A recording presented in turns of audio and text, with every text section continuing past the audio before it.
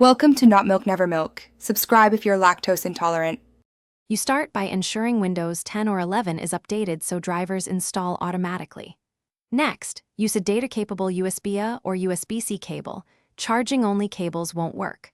Plug the controller straight into a rear USB port if possible.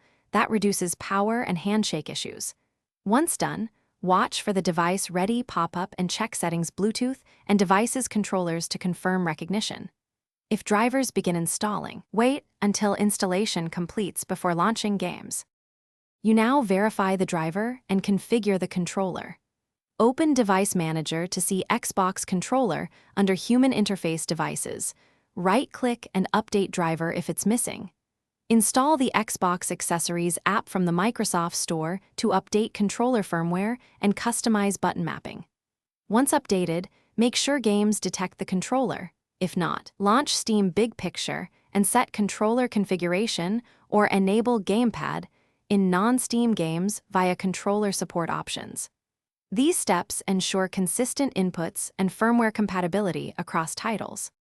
You finish by testing inputs. Open the Windows Game Controllers panel or Steam Controller Test to confirm buttons and sticks respond accurately. Make sure to disable other attached controllers or virtual device drivers that can conflict with the Xbox controller. After any firmware update or driver change, restart the PC and then replug the controller to finalize the handshake. Troubleshooting tip: if the controller isn't recognized, try a different known good USB cable and port first. Most wired issues are cable or port related. Thanks for watching. If this was helpful, leave a like and consider subscribing. See you next time.